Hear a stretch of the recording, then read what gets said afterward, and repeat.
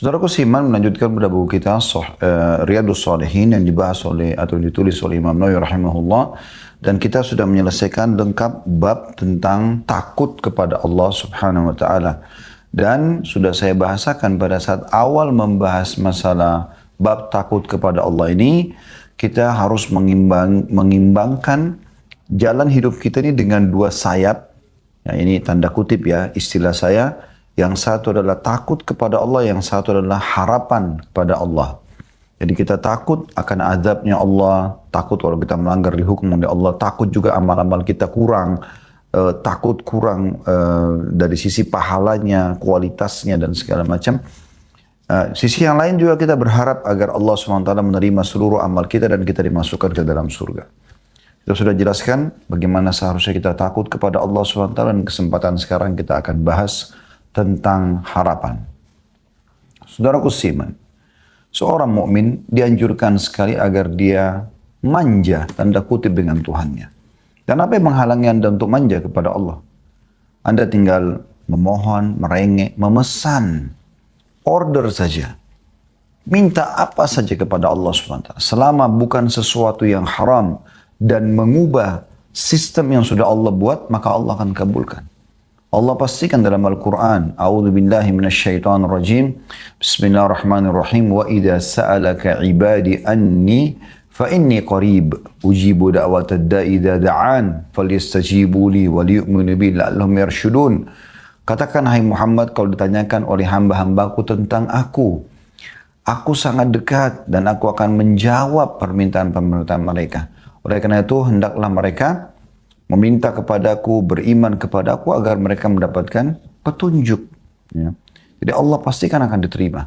Kata Nabi SAW dalam sebuah hadis, tidak ada sesuatu yang diminta oleh seorang hamba kecuali akan diberikan oleh Allah Subhanahu wa taala. Selama bukan yang haram ya, selama tidak melanggar sistem yang sudah Allah buat. Dan Allah bisa jadikan atau melalui 3 proses. Bisa Allah berikan langsung pada saat itu, atau Allah hilangkan musibah yang akan menimpa dia, ya, atau Allah simpankan yang dia panen dalam bentuk pahala pada hari kiamat. Maka tidak perlu seorang mukmin ragu dalam berdoa kepada Allah Subhanahu wa taala dan memohon serta berharap. Yang saya maksudkan dengan meminta yang haram, misal dia minta agar dia mendapatkan rezeki agar dia bisa berzina, atau dia bisa menzinai istri orang, atau berzina dengan suami orang, atau dia minta dibukakan pintu rezeki untuk dia berjudi dan seterusnya. Kalau melanggar sistem yang sudah Allah buat, misal tidak mungkin seseorang berdoa, dia minta misalnya karena dia suka beraktivitas di siang hari, dia mengatakan, ya Allah hilangkanlah malam hari supaya selalu siang. Ini kan melanggar sistem yang sudah Allah buat, karena Allah memang menjadikan siang dan malam adalah sistem yang harus ada. Mau nggak mau harus kita laluin, gitu kan. Begitu juga dengan jenis kelamin laki-laki dan perempuan. Tidak mungkin kita karena suka dengan laki-laki misalnya, lalu kita mengatakan hilangkan jenis kelamin perempuan, atau hilangkan jenis kelamin laki-laki karena dia suka dengan perempuan. Misal contoh, ini nggak mungkin terjadi. Jadi kalau melanggar sistem yang sudah Allah buat, tidak akan mungkin ya diberikan oleh Allah Subhanahu wa taala. Ayat yang paling luar biasa dalam harapan kepada Allah Subhanahu wa taala, bukan hanya sekedar orang yang punya hajat lalu dia sampaikan sebagaimana saya bahasakan tadi. Bahkan kepada orang-orang yang dia melakukan kesalahan-kesalahan yang sangat banyak. Dia berharap agar Allah maafkan kesalahannya. Allah menerima taubat setiap hambanya, saudaraku seiman, sebanyak apapun dosanya, sebesar apapun pelanggarannya, selama dia betul-betul taubat nasuha kepada Allah. Perhatikan, Imam Nawawi rahimahullah mengangkat ayat ini. Dan ayat ini ayat yang paling luar biasa, ya, yang saya anggap sebagai karunia Allah yang luar biasa bagi hambanya. Ya, karena orang berbuat kesalahan apapun, maka Allah akan maafkan selama dia kembali kepada Allah. Perhatikan surah Az-Zumar ayat 53. A'udzu billahi minasyaitonir rajim. Qul ya ibadiyalladzina asrafu ala anfusihim la taqnatu min rahmatillah. Innallaha yaghfiru dzunuba jami'a. Innahu huwal ghafurur rahim. Katakan hai Muhammad, wahai hamba-hambaku, sampaikan kepada semua hamba-hambanya Allah. Orang mukmin mereka kembali dari dosa-dosanya sama maksud dalam ayat ini, atau orang kafir yang mau bertobat lalu dia masuk Islam. Wahai hamba-hambaku yang melampaui batas, sudah terlalu banyak pelanggarannya. Saya ulangi, katakanlah hai Muhammad, wahai hamba-hambaku yang melampaui batas terhadap diri mereka sendiri. Ada footnote nomor 386, ditulis di keterangan di bawah, dengan melakukan banyak pelanggaran dan kemaksiatan. Janganlah kalian berputus asa dari rahmat Allah. Ada footnote nomor 387 di bawah. Jangan berputus asa mendapatkan ampunan dari Allah karena Allah SWT mengampuni semua dosa. Karena sungguhnya Allah mengampuni dosa-dosa semuanya. Sesungguhnya dialah yang maha pengampun lagi maha penyayang. Bagaimana dengan orang yang sudah sepanjang hidupnya riba? Diampuni. Bagaimana orang yang sepanjang hidupnya berzina? Diampuni. Bagaimana dengan durhaka pada orang tua? Diampuni. Semuanya diampuni oleh Allah Subhanahu wa taala. Hanya saja dosa itu dibagi dua. Ada dosa yang berhubungan dengan Allah Subhanahu wa taala, pada saat Anda bertaubat kepada Allah, Allah terima. Pada saat Anda memenuhi syaratnya, kata Imam Nawawi rahimahullah penulis buku ini, ada 3. Meninggalkan dosa itu seketika, lagi zina, lagi riba, lagi mencuri, lagi menggunjing, lagi memfitnah, berhenti. Yang kedua menyesali, yang ketiga berjanji kepada Allah ya, untuk tidak mengulanginya. Ya. Maka diterima taubatnya. Anda berharap Allah SWT taubat, Allah akan terima taubatnya. Tidak akan ada sesuatu yang menghambat Allah untuk menerima dan mengampuni dosa hamba-hambanya. Ini karunia yang luar biasa besarnya, luar biasa besarnya. Gitu kan? Maka di sini Allah Subhanahu wa taala memaafkan semua. Dan dosa yang kedua, kalau berhubungan dengan manusia, seperti Anda durhaka pada orang tua, Anda mencuri, Anda menggunjing, Allah maafkan kalau Anda tobat kepada Allah, tapi Allah masih membiarkan pemilik hak akan menuntut hari kiamat. Sebagaimana sabda Nabi SAW, semua buku-buku amal masih Allah SWT bisa maafkan, kecuali satu buku yang berhubungan antara seseorang dengan manusia yang lainnya. Ya, maka itu akan dituntut, pemilik hak punya hak untuk menuntutnya. Makanya sambil tobat kepada Allah sambil meminta maaf. Kalau kita menggunjing, kalau kita memfitnah, kita memperbaiki kembali nama orang tersebut, minta keridhaannya. Kalau kita pernah mengambil barang, kembalikan barangnya, kan gitu. Jadi itu yang kita lakukan. Insya Allah ini akan menyempurnakan taubat kita. Dan teman-teman sekalian, untuk apa kita punya masalah dengan orang lain? Saya bingung dengan sebagian orang yang sibuk setiap hari teman-teman mencari musuh.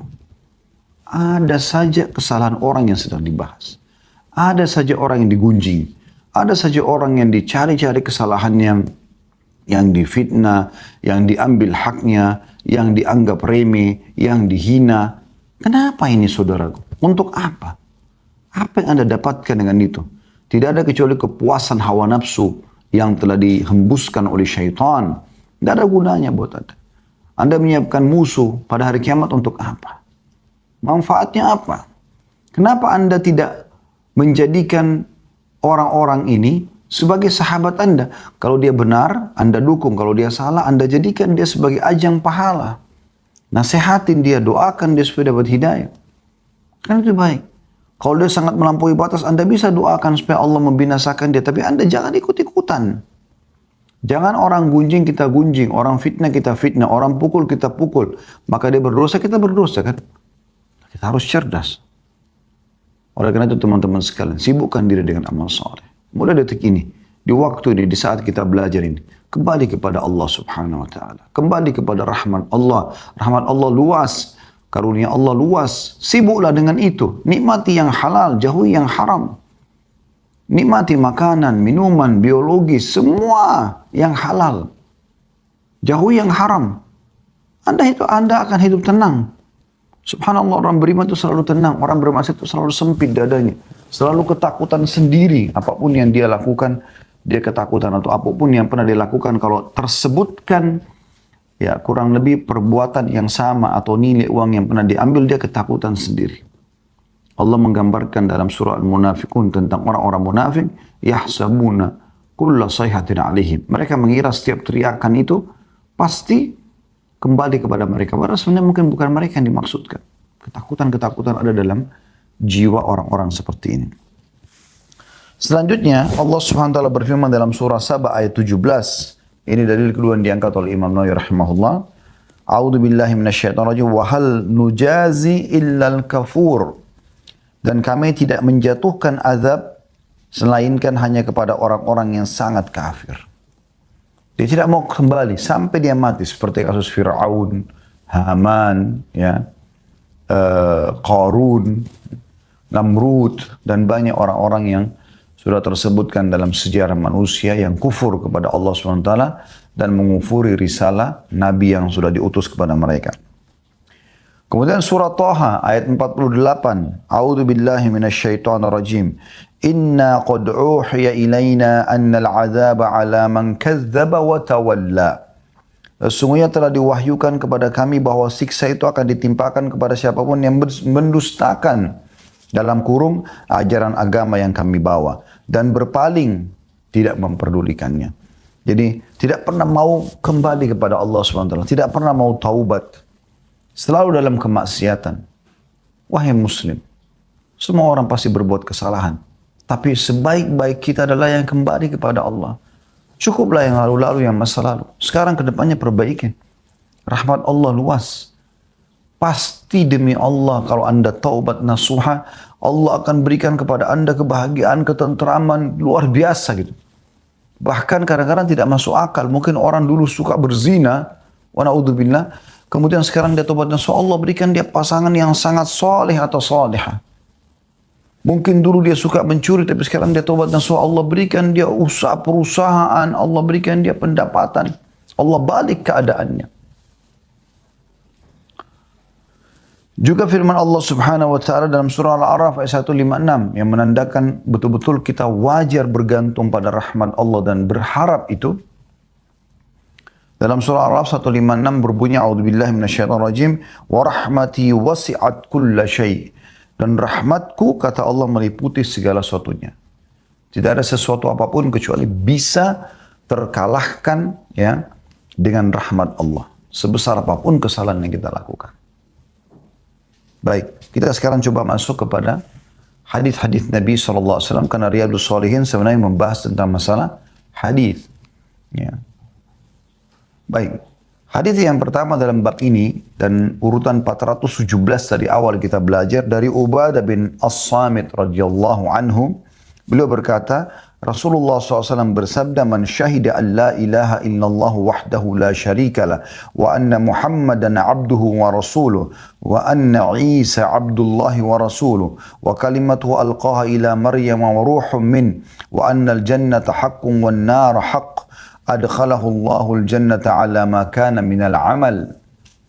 Barang siapa yang bersaksi bahwasanya tidak ada Tuhan yang berhak disembah kecuali Allah semata, tidak ada sekutu baginya, dan bahwa Muhammad SAW adalah hamba dan rasulnya, dan bahwa Isa adalah hamba Allah, rasulnya, kalimatnya, n-nya semua besar kata ganti Allah, maksudnya utusan Allah. Ya. Kemudian kalimatnya yang disampaikan kepada Maryam dan ruh darinya, dan bahwa surga itu benar adanya, neraka benar adanya, maka Allah akan memasukkannya ke dalam surga bagaimanapun amal perbuatan yang dilakukannya. Hadis ini riwayat Bukhari dan Muslim. Sementara dalam riwayat Muslim, masih nomor hadis yang sama 417, ada potongan hadis, "Man syahida an la ilaha illallah wa anna Muhammadar Rasulullah harramallahu alaihi nar." Barang siapa yang bersaksi bahwasanya tidak ada Tuhan yang berhak disembah kecuali Allah dan bahwasanya Muhammad itu Rasulullah, maka Allah mengharamkan neraka atasnya. Hadis ini teman-teman adalah hadis yang paling mulia. Kalau tadi surah Az-Zumar ayat 53 ayat Al-Quran yang paling mulia dalam bab harapan, maka ini adalah hadis yang paling mulia dalam bab harapan. Bagaimana kalau seseorang itu sudah mengucapkan syahadat dan ingat syaratnya tidak menyekutukan Allah dengan sesuatu apapun. Ini penting sekali digarisbawahi. Karena kalau kita tanya, setiap muslim dia katakan dia sudah syahadat. Tapi dia tidak sadar dia membatalkan syahadatnya, terutama la ilallah dengan berbuat kesyirikan. Makanya Nabi SAW mengatakan di sini, Man syahida an la ilaha illallah wahdahu la syarikalah. Siapa yang bersaksi tiada Tuhan yang berhak disembah kecuali Allah dan tidak ada sekutu bersamanya. Jadi enggak minta pada pohon, kuburan, benda-benda mati yang dianggap keramat, ini enggak ada. Tidak berbuat syirik. Ya. Jadi ini poin yang sangat luar biasa, dan pelajaran pertama yang kita ambil dari hadis ini sekaligus kita jelaskan, yaitu kedudukan dua kalimat syahadat. Bagaimana mulianya kalimat ini. Ya, tetapi yang kita fokus adalah potongan yang pertama, la ilaha illallah wahdahu la syarikana. Bertauhid, bersaksi bahwa saya tidak Tuhan yang berhak disembah kecuali Allah dan tidak ada sekutu bersamanya. Ini penting sekali. Jangan pernah menyekutukan Allah. Kata Nabi SAW, man 'allaka tamimatan faqad asyrak. Siapa yang menggantungkan jimat maka dia telah berbuat kesyirikan. Syirik kepada Allah Subhanahu wa taala. Enggak boleh menyekutukan Allah Subhanahu wa taala. Kalau minta kepada Allah, punya hajat sampaikan kepada Allah. Makanya Nabi SAW mengingatkan sahabatnya, ya, idza sta'anta fasta'in billah wa idza sta'adta fasta'id billah. Kalau kau minta tolong, hanya minta tolong kepada Allah. Kalau kau minta perlindungan, hanya minta perlindungan kepada Allah. Ya. Jadi kita hanya bergantung kepada Allah. Jangan berbuat kesyirikan. Banyak orang subhanallah dalam salat dia mengatakan, Iyyaka na'budu wa iyyaka nasta'in. Hanya kepadamu kami menyembah. Hanya kepadamu kami minta tolong. Begitu selesai salam pergi kuburan sebelah, mestinya minta-minta pada kuburan tersebut. Mana statement Anda tadi? Iyyaka, hanya kepadamu. Na'budu, kami menyembah. Sembah artinya tunduk, patuh, memohon, meminta, takut, berharap. Wa iyyaka nasta'in, dan hanya kepadamu kami minta tolong. Kenapa minta tolong pada benda mati? Kalau Anda yakin kuburan wali itu bisa memberikan manfaat kepada Anda, kenapa Anda tidak yakin Tuhannya kuburan tersebut yang menciptakan tanahnya, batunya, manusia itu sendiri lebih mampu. Makanya para sahabat Nabi, pada saat sendal mereka putus, mereka mengangkat tangan ke langit. Lalu langsung minta sendal dari Allah Subhanahu wa ta'ala. Atau kepada Allah. Bukan berarti Allah akan lemparkan sendal dari langit. Allah buat sistem. Kalau kita minta apa-apa, Allah mudahkan kita melalui sistem yang sudah ada. Jadi tiba-tiba nanti ada yang kesian melihat kita tidak pakai sendal diberikan hadiah. Atau kita punya duit, lalu kita bisa beli sendal. Terserah kita bisa memilih sendal yang mana. Itu bisa terjadi. Jadi jangan pernah syirik, teman-teman sekalian. Dan inilah yang dilakukan oleh Nabi SAW di Mekah. Begitu bebaskan kota Mekah, yang pertama menghancurkan 360 berhala yang dijadikan sekutu-sekutu bagi Allah. Syirik kepada Allah Subhanahu wa ta'ala. Mereka yakin Ka'bah rumah Allah, mereka haji untuk tahu ini ibadah kepada Allah, syariat Nabi Ibrahim AS, tapi mereka masih taruh patung-patung di rumah-rumah dan di pasar-pasar serta di sekitar Ka'bah yang mereka sembah juga selain Allah. Ini nggak boleh. Ya. Kemudian potongan yang kedua syahadat wa anna Muhammad Rasulullah, kita yakin Nabi Muhammad SAW adalah utusan Allah. Ini keutamaan yang pertama dari hadis yang kita bisa ambil. Keutamaan yang kedua tentang ikrar bahwasanya Isa alaihissalam juga adalah Nabi Allah. Dan ini sekaligus teman-teman, ya, kita jelaskan kepada teman-teman kita yang Nasrani. Kalau ada pemahaman dan persepsi sebagian orang di antara Anda menganggap kami membenci Nabi Isa, ini keliru. Rukun iman kami umat Islam, ya, yang keempat setelah iman kepada Allah, iman kepada malaikat, iman kepada kitab-kitab, iman kepada para rasul. Kami mengimani semua rasul. Dan dalam akhir surah Al-Baqarah, Allah menekankan buat kami orang-orang Muslim, la nufarriqu baina ahadin min rusuli. Kami tidak akan membeda-bedakan antara Nabi dan Rasul tersebut. Hanya saja kita imani keberadaannya dan yang kita terapkan syariatnya Nabi terakhir. Itulah sebabnya kenapa kami mengimani Nabi Muhammad SAW dan kami terapkan syariat Al-Quran, karena memang dia yang terakhir. Seperti itu gambarannya. Dan kami tetap harus mengatakan Isa adalah bukan anak Tuhan. Dan dia adalah utusan Allah Subhanahu wa ta'ala. Perhatikan di sini faedah yang kedua dari hadis, ya. Setiap muslim harus mengikrarkan ini. Wa anna Isa abdullahi wa rasuluh. Dan bahwasanya Isa adalah hamba juga utusan Allah, bukan anak Tuhan. Karena Allah konsepnya dalam surah Al-Ikhlas, lam yalid wa lam yulad. Allah tidak beranak dan tidak diperanakkan. wa kalimatu alqaha ila Maryam wa ruham min. Dan juga dikatakan kalimat Allah disampaikan kepada Maryam dan ruh darinya. Ya. Dalam arti kata di sini teman-teman sekalian, di situ ada ditulis footnote nomor 388, disuruh lihat catatan kaki hadis nomor 206. Kita kan hadis 417 ya. Kalau kita kembali ke hadis 206, ada footnote nomor 205 ya. Di situ disebut demikian karena Isa diciptakan oleh Allah Ta'ala melalui firman-Nya, kun, jadilah. Dan disebut ruh Allah karena beliau bisa menghidupkan orang yang sudah mati atau hati yang mati dengan izin Allah. Itu yang dimaksud dengan ruh dari Allah Subhanahu wa Ta'ala. Kemudian teman-teman sekalian, dia juga, ini pelajaran yang ketiga, bahwasanya surga itu benar ada. Ini salah satu keyakinan setelah syahadat. Bagaimana kita yakin ada surga yang Allah Subhanahu wa Ta'ala sudah siapkan balasan untuk orang-orang beriman. Bagaimana mereka akan masuk ke tempat abadi, kenikmatan yang tidak bisa dibayangkan. Hanya menunggu saja malaikat maut mencabut ruhnya. Asal selama dia hidup, dia melakukan ketaatan-ketaatan semampunya, ya. Kemudian kalau ada dosa dia bertaubat, maka dia akan masuk ke dalam surga tersebut. Dan demi Allah itu benar janji Allah. Karena Allah mengatakan innallaha la yukhliful mi'ad. Allah tidak akan pungkiri janjinya. Kemudian juga surga neraka itu benar adanya. Ini pelajaran yang selanjutnya, pelajaran yang keempat. Bahwasanya ancaman dan siksaan akan ada bagi orang-orang yang melanggar. Tidak mungkin luput dari siksaan Allah Subhanahu wa Ta'ala. Dan na'udzubillah, orang kafir, orang musyrik, orang munafik akan kekal dalam api neraka. Selamatkan dirimu, hai saudaraku. Selamatkan keluargamu. Selamatkan kenalan-kenalanmu. Ajak mereka syahadat, masuk Islam. Tidak usah peduli mereka terima atau tidak. Intinya kita ngajak mereka masuk Islam. Selamatkan mereka, karena kalau mereka meninggal dalam keadaan kafir, bisa abadi di neraka. Tidak mungkin mereka bisa selamat dari situ. Kemudian, pelajaran yang terakhir, yang kelima adalah, kalau dia mengikrarkan dua kalimat syahadat ini. Kemudian dia mengikrarkan juga Isa alaihissalam adalah utusan dan hamba Allah. Kemudian juga dia meyakini surga ada, neraka ada, maka Allah akan masukkan dia ke dalam surga bagaimanapun amal perbuatan yang dia lakukan. Artinya Allah akan maafkan kesalahan-kesalahannya.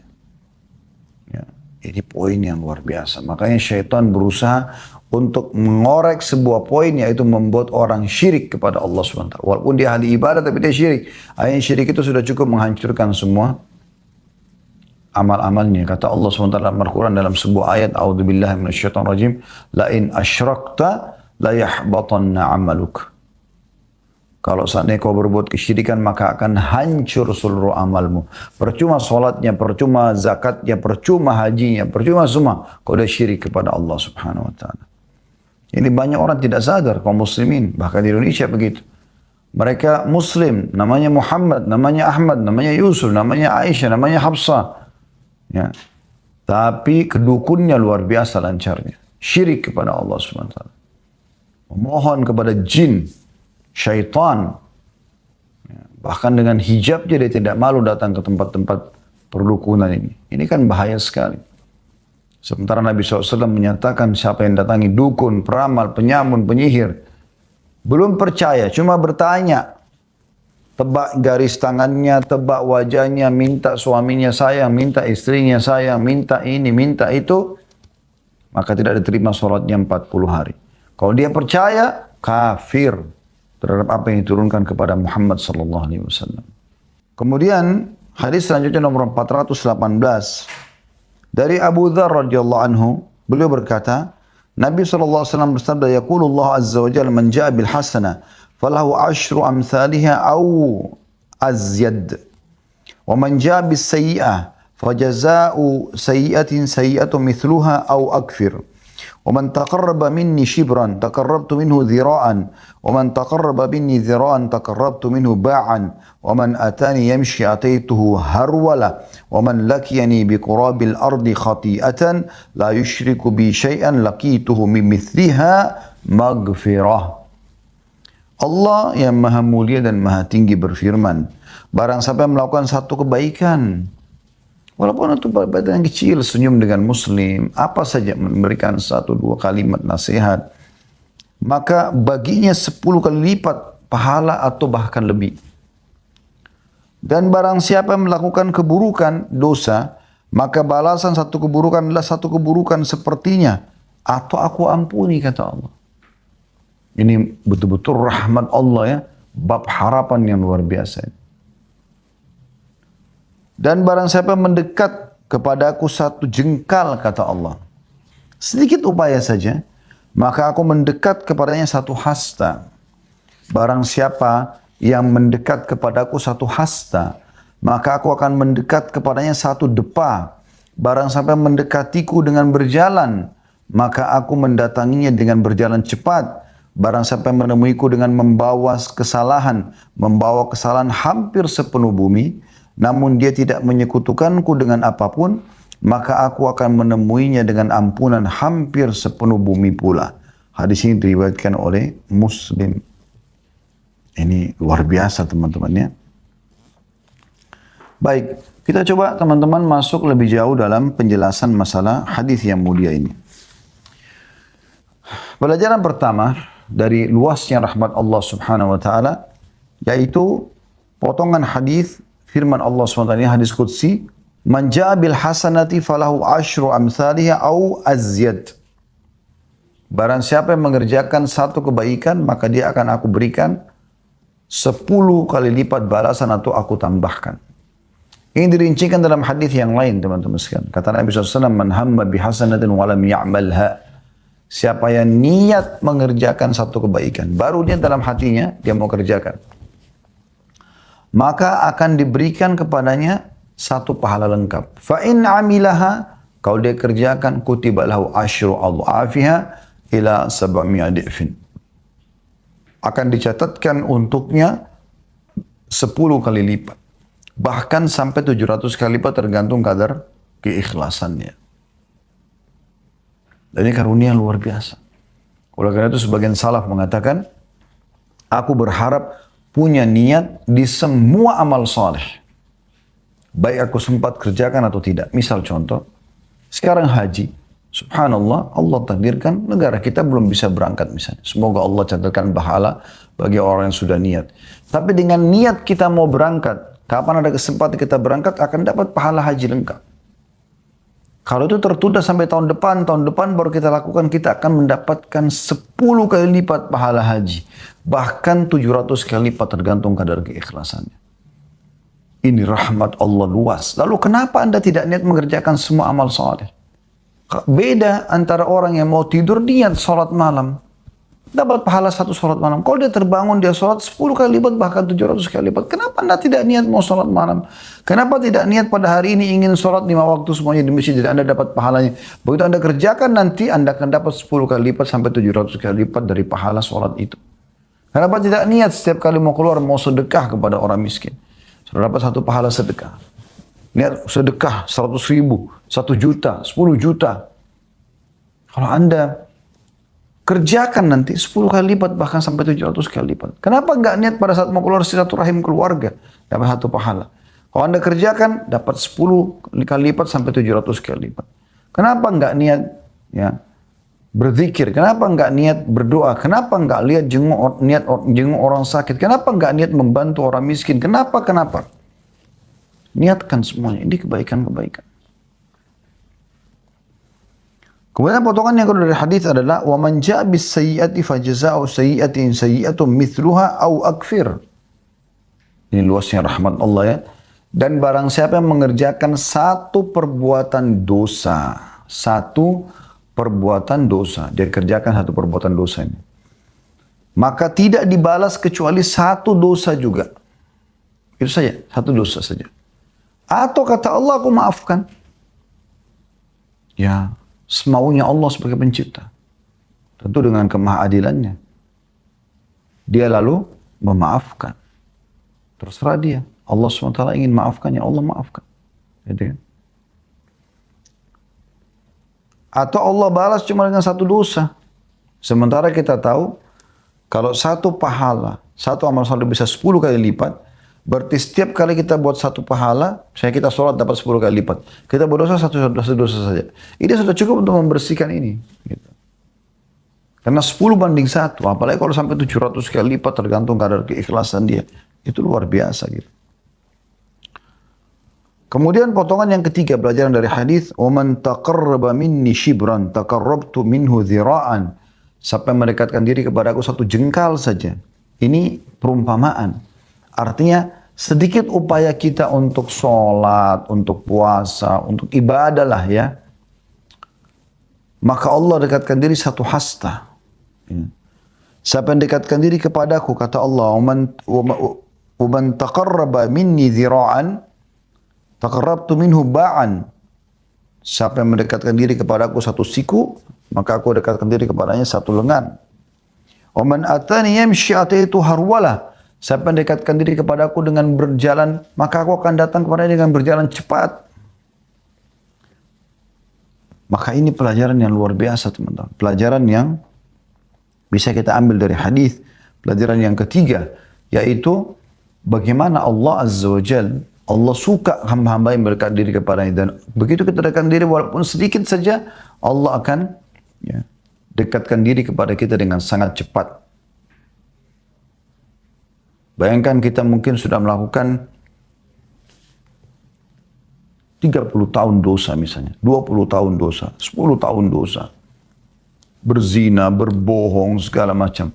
Kalau kita kembali kepada Allah Subhanahu wa Ta'ala pada waktu ini, dengan betul-betul memohon maaf kepada Allah, maka kita bisa rasakan kenikmatan pendekatan diri kita kepada Allah dalam hitungan detik-detik saja dari tobat tersebut.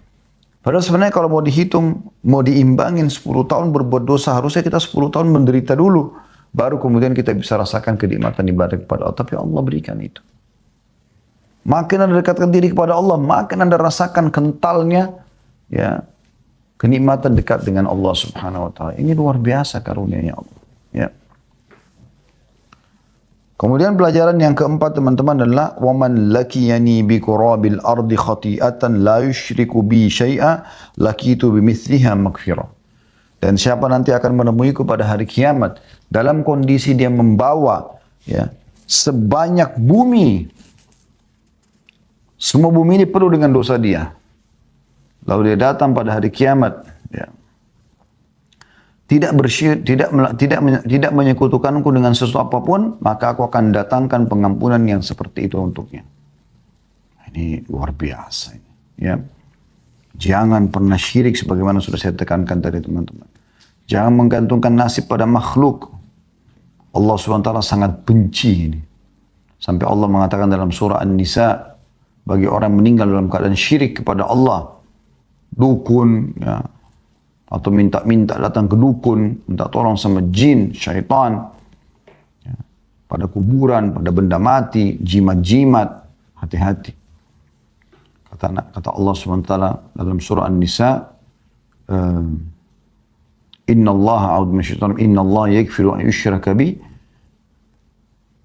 Inna Allah la yakfiru an yushraka bi wa yakfiru ma duna dzalika liman yasha.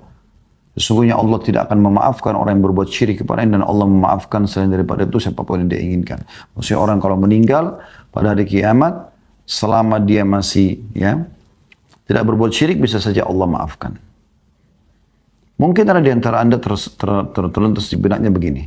Kalau begitu Ustaz, ya udah kita tidak usah terlalu banyak amal-amal saleh.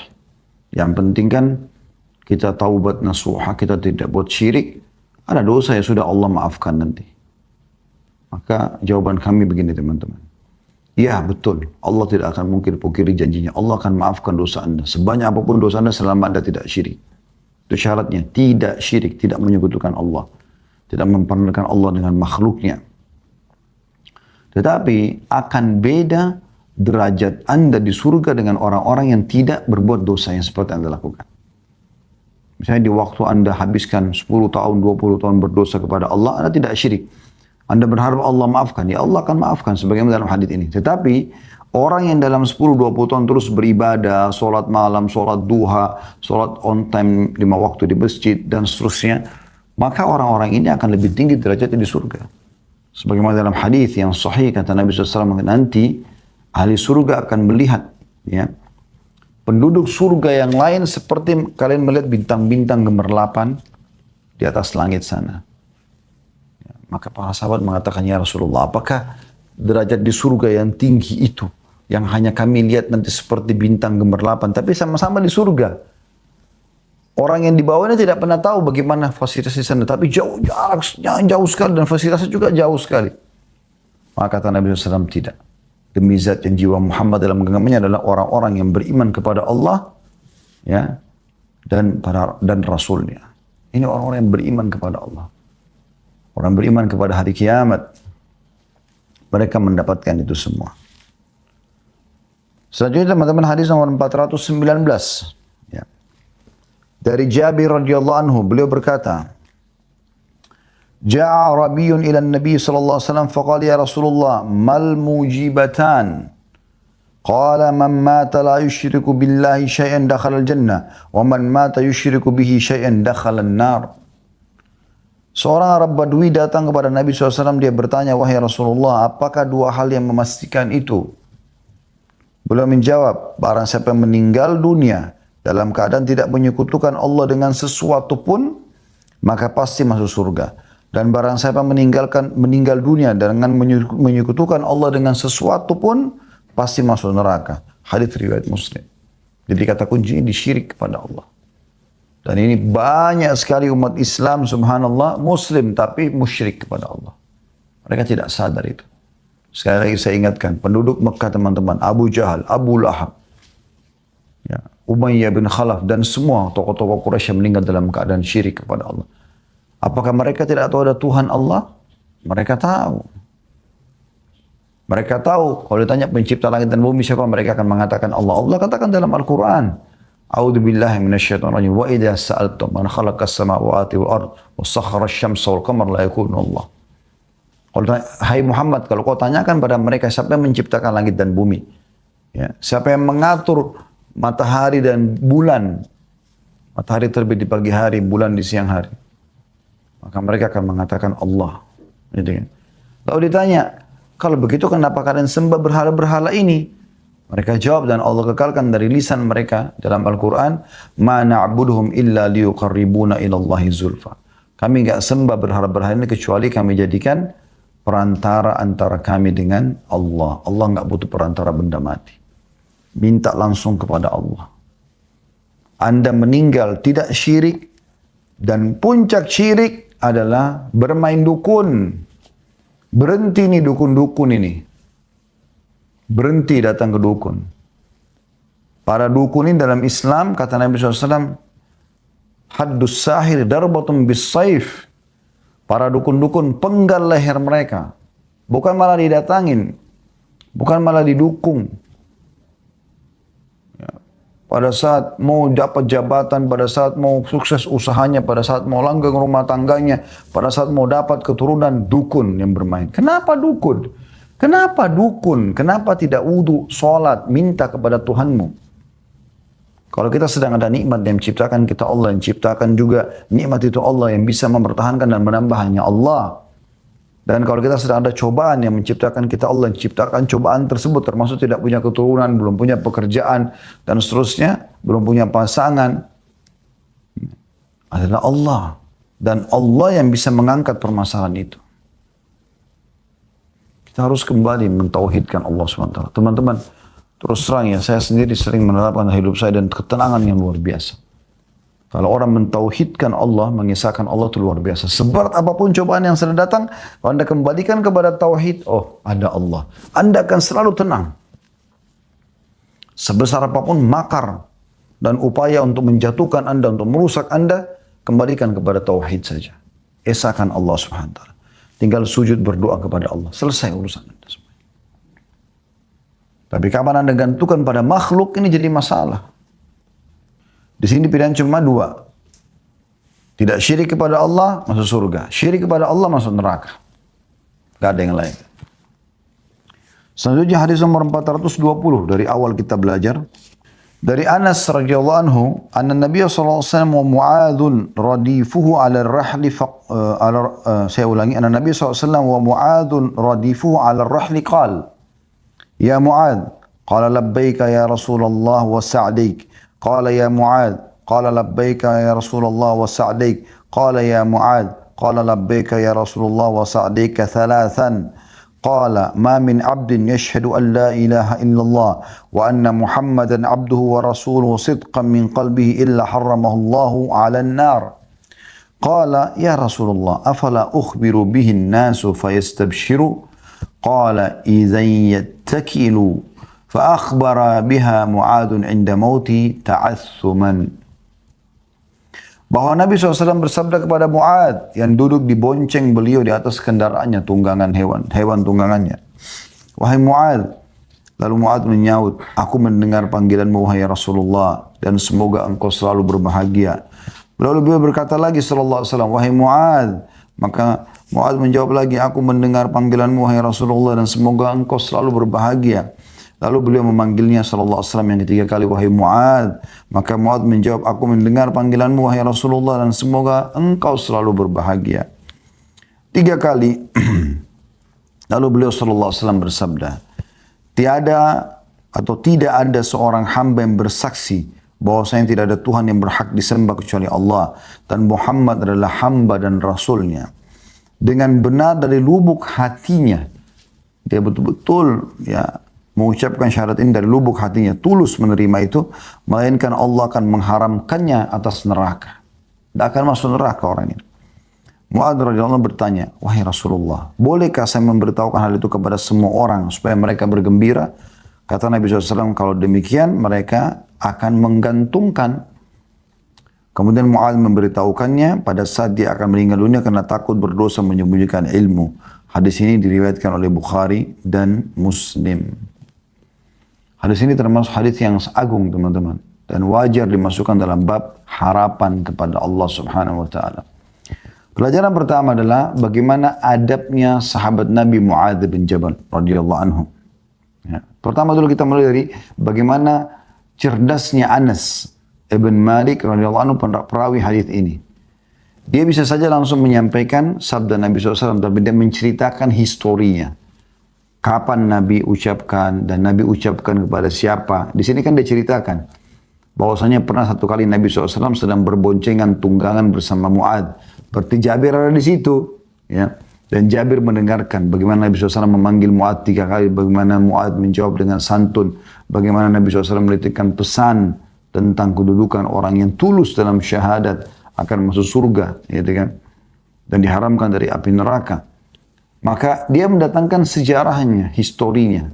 Ini mungkin pada saat itu kalau ada, kita bayangkan Nabi SAW sedang naik unta atau kuda ataupun keledai bersama dengan Mu'adz, lalu kita ada di situ dan kita mendengarkan apa yang sedang dibahasakan. Ada beberapa teman juga yang hadir. Mungkin mereka tahu Nabi sedang berboncengan sama Mu'adz, Nabi sedang memanggil Mu'adz, Nabi menyampaikan sesuatu kepada Mu'adz radhiyallahu anhu, dan mungkin bagi mereka sudah tahu. Tapi bagi kita yang tidak hadir, apa yang disampaikan oleh Anas ini penting sekali.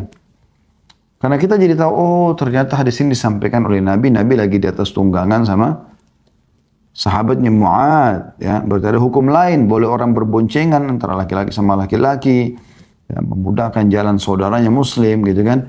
Dan bagaimana Nabi SAW mencintai Mu'adz, bagaimana Mu'adz dengan santun menjawab panggilan Nabi SAW. Ini semua pelajaran luar biasa gitu. Ini kecerdasan Anas radhiyallahu anhu dalam menyampaikan riwayat. Ini banyak di antara sahabat yang menggunakan retorika yang sama ya. Mereka menceritakan alur penyampaian hadis Nabi alaihi salatu wassalam. Pelajaran yang kedua adalah kedudukan Mu'adz bin Jabal radhiyallahu anhu. Bagaimana beliau sangat dicintai oleh Nabi sallallahu alaihi wasallam. Dalam riwayat lain Nabi SAW mengatakan, wahai Mu'adz, dan pernah berboncengan lagi Mu'adz dengan Nabi SAW. Berarti menandakan punya kedudukan tersendiri. Bagaimana Nabi sering kali bersama dengan Mu'adz, zaman dulu tidak ada mobil yang orang bisa duduk bersebelah-sebelahan atau satu depan satu belakang seperti supir sama majikannya misalnya. Zaman dulu orang kalau naik unta atau kuda atau keledai dan pasti berboncengan artinya berdekatan. Nabi SAW berdua dengan Mu'adz di sini.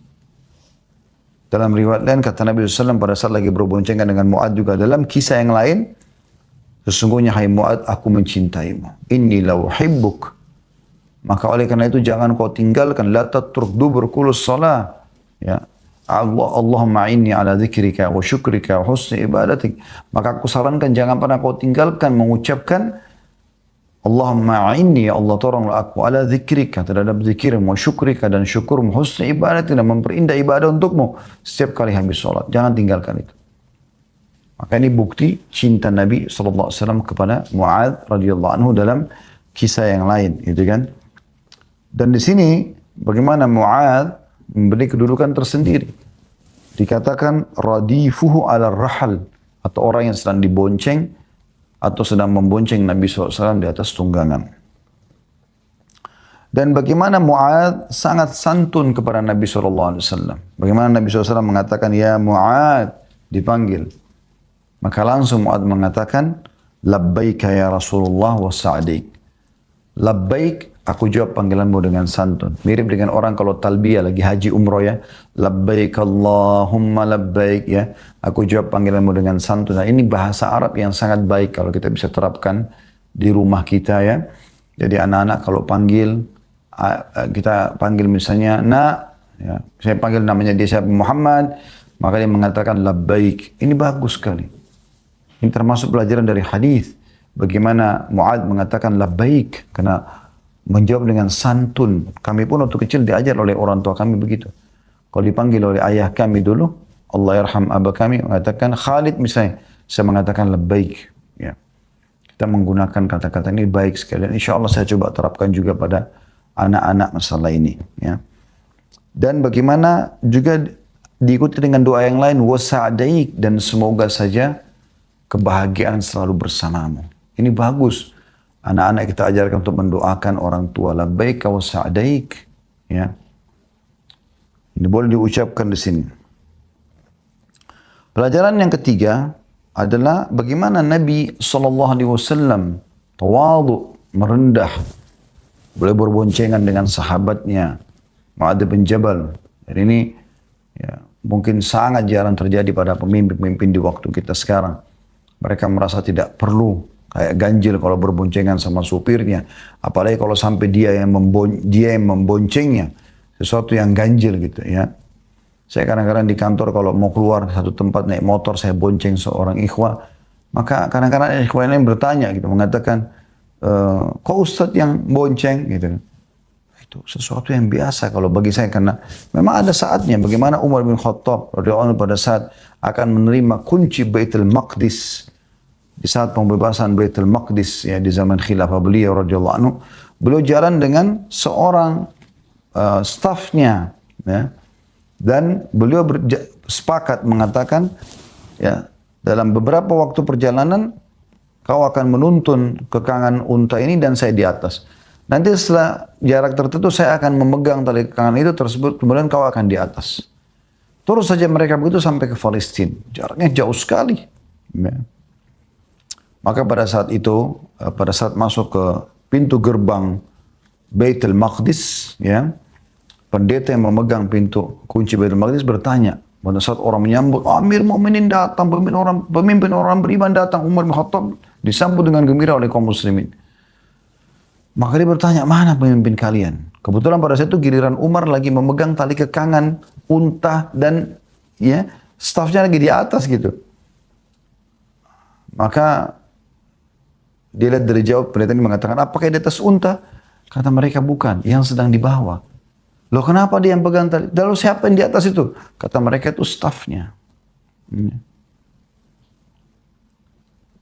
Kenapa dia lakukan itu? Kata pendeta tersebut, kata mereka, karena dia sudah sepakat dengan stafnya untuk ganti-gantian. Maka kata pendeta tersebut, orang inilah yang aku harus serahkan kepadanya kunci Baitul Maqdis. Pemimpin yang luar biasa gitu. Itulah yang Nabi SAW tunjukkan kepada para sahabat. Beliau berboncengan dengan sahabat. Bahkan seringkali Nabi SAW minum air satu wadah bersama dengan sahabat-sahabat. Seringkali kalau beliau lagi kumpul duduk, lalu temannya sahabatnya membuat lingkaran, beliau dituangkan susu lalu beliau minum. Lalu kemudian beliau serahkan kepada orang yang di sebelah kanannya, lalu kemudian minum dari satu wadah keliling sampai selesai semuanya. Kemudian pelajaran yang ketiga, pelajaran yang keempat teman-teman dari hadis. Pelajaran pertama kedudukan dan kecerdasan Anas radhiyallahu anhu, dan yang kedua kedudukan Muadz bin Jabal, yang ketiga adalah bagaimana tawaduknya Nabi sallallahu alaihi wasallam. Yang keempat adalah kedudukan dua kalimat syahadat. Karena kata Nabi SAW, "Ma min 'abdin yashhadu an la ilaha illallah wa anna Muhammadan 'abduhu wa rasuluhu sidqan min qalbihi illa harramahu Allahu 'alan nar."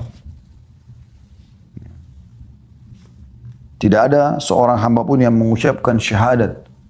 Tidak ada Tuhan. Tidak pernah minta, tidak pernah memohon, tidak pernah takut, tidak pernah cinta kecuali kepada dan karena Allah subhanahu wa ta'ala. Dan bahwasanya Muhammad hamba juga utusannya, jujur dari hatinya. Bukan munafik, bukan pura-pura. Banyak tuh buktinya orang pura-pura itu. Selalu saja mangkal, selalu saja memungkiri. Masa sih, kok bisa? Kayaknya sudah nggak layak ayat ini. Kayaknya dan begitu. Seterusnya. Cari alasan untuk menolak hukum Allah subhanahu wa ta'ala. Sebagaimana sebagian orang di Indonesia pun ada seperti itu. Semoga Allah berikan hidayah. Sibuk dengan memprotes, kenapa harus ada jilbab, kenapa harus ini, kenapa harus itu. Ya. Maka dia jujur dalam hatinya. Yang betul-betul mau menerima Allah sebagai Tuhan sehingga dia patuh perintah Allah, dan juga Muhammad SAW sebagai utusan sehingga dia menerima semua ajaran beliau, maka akan diharamkan dari api neraka. Artinya syahadat ini bisa membersihkan dosa-dosanya. Tapi ingat tadi ada hubungannya dengan hadis sebelumnya, tidak boleh syirik kepada Allah subhanahu wa ta'ala. Pelajaran yang selanjutnya, pelajaran yang kelima ya.